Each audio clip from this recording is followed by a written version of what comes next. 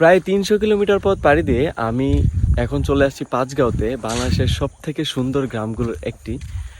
R just this feeling just wow, because this place বলতে পারেন এই এতগুলো পথ পাড়ি দিছি, এগুলা এক নিমিষেই শেষ করে দিছে, মাত্র 1 সেকেন্ডে, যখন আপনি এইটা দেখবেন। কিন্তু এই খুশিটা আমার বেশিক্ষণ স্থায়ী ছিল না, কারণ সামনেই দেখি বিজিবি বর্ডার গার্ড, আর ওনারা এখানে যাওয়ার পারমিশন দেয় না কাউকে। তো আমি একজন স্থানীয় ভাইয়ের সাথে পরিচয় হলাম। ওনার সাথে পরিচয় হয়ে ওনাকে বললাম যে ভাই, এখানে আসছি অনেক দূর থেকে, আপনি একটু যদি আমাকে এক্সপ্লোর করে দেখাতেন আর কি সব কিছু। আর ভাই আমাকে অনেক হেল্প করছে। আর আমার হয়তো এইখানে এত জায়গায় যাওয়া পসিবলও ছিল না, যেখানে সেখানে উনি আমাকে নিয়ে গেছে। এখানে আসি, এখানে আসলে আসতে দেয় না বিজিবি, আর বিজিবি থাকে হচ্ছে ওই দিকে। আর আমাদের সাথে ওই আমার দীপ্ত ভাই, ওনার সাথে পরিচয় হয়েছে এখানে আসার পরে। তো উনি আমাকে এখানে নিয়ে আসে, শুধু স্থানীয় লোক ছাড়া এখানে আসতে দেয় না। তো এটা হচ্ছে সেই বট গাছ যেটা দেখার জন্য আসছিলাম আমি। অ্যান্ড চন্দ্রডিঙ্গা পাহাড় হচ্ছে এইটা, আর এই যে সেই বট গাছ। এইখানে মানুষ থাকে না, পাহাড়ি মানুষ অনেক দূরে।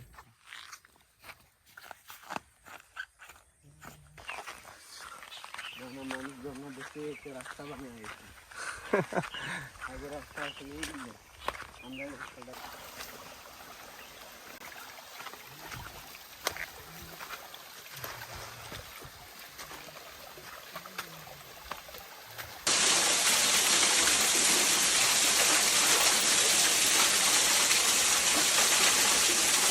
মাত্র একটি ঝর্ণা দেখে আসছি, আর এটা হচ্ছে চন্দ্রডিঙ্গা, যেখানে কেউ আসতে পারে না। আমি চলে আসছি বিকজ পাওয়ার, ভাইয়ের পাওয়ার আছে অনেক বেশি, বুঝতে হবে এগুলো সবাই থাকে না। ঝিরিপথ, আর এই ঝিরিপথ ধরেই আমরা যাব ঝর্ণায়। এইখানে ঝর্ণা, এখানে ঝিরিপথ, আর এরকম সুন্দর গ্রাম আমি না দেখতে পারি তাহলে এখানে আসার কোনো মানে নাই। আর এই যে দেখতে পাচ্ছেন, এখানে লেখা আছে বাংলা, হ্যাঁ, আর এই পাশে মেবি ইন্ডিয়া। অ্যান্ড আমি এখন ইন্ডিয়াতে দাঁড়িয়ে আছি।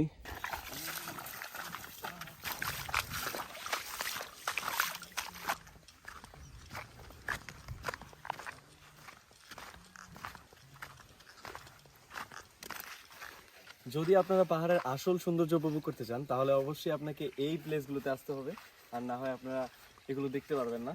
এই জায়গাটার নাম হচ্ছে হাতিবাই, আর অবশ্যই এখানে আসতে হবে আপনাকে যদি পাহাড়ের আসল সৌন্দর্য দেখতে চান।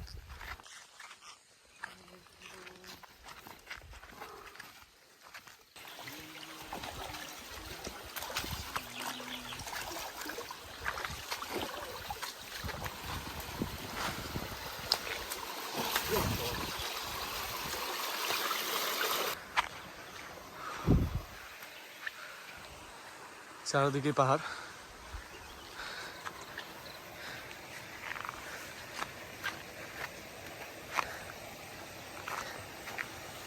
এখানে আপনি জুতা নিয়ে গেছেন কেন? এখানে আমরা গোসল করবো এখন।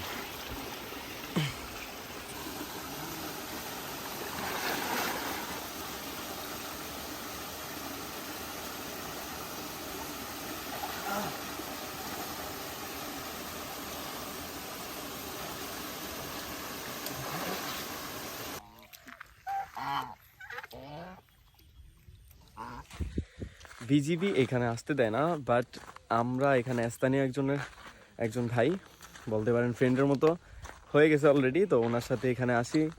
এই জায়গাটা ওনার কারণে এক্সপ্লোর করতে পেরেছি আমি, তো ওনাকে অসংখ্য ধন্যবাদ, থ্যাংক ইউ। আর তারপর আমরা এখান থেকে চলে যাই দুর্গাপুরে যাওয়ার পথে যে মেঘালয়ের পাহাড়গুলো, এগুলো অসংখ্য সুন্দর, এবং আপনি জাস্ট মুগ্ধ হয়ে যাবেন। এগুলো দেখতে দেখতে আপনি দুর্গাপুর চলে যাবেন। দুর্গাপুরে একটা বড় পাহাড় আছে, সেখানে উঠবেন। নদী আছে, যেই নদী দিয়ে আপনি মেঘালয়ে যেতে পারবেন। নদী পথে মেঘালয়ের কাছে, যেমন ইন্ডিয়ার পাশে চলে যেতে পারবেন। আমি এখন যেখানে আছি এখানে ওঠা একদমই নিষেধ। নিচে কাঁটাতারের বেড়া দিয়ে রাখছে, কিন্তু আমার কেমন জানি মনে হইতেছিল আমি কিছু একটা মিস করতেছি। এখানে যদি না উঠি তাহলে আমি কিছু একটা মিস করে যাবো, আর কিছু মিস করতে আমি চাচ্ছি না। সো আমি উপরে উঠে গেছি and this view, oh my God. আমি আসলে কিছু মিস করতে চাচ্ছিলাম না, বাট এখানে উঠে আমার ভয় করতেছে, বাট এই ভিউটা দেখার পরে সত্যি ভালো লাগতেছে। এটা হচ্ছে ইন্ডিয়া, বাংলাদেশ। তো আজকের ভিডিও এই পর্যন্তই, দেখা হচ্ছে নেক্সট কোনো ভিডিওতে। And follow my page and subscribe. Thank you.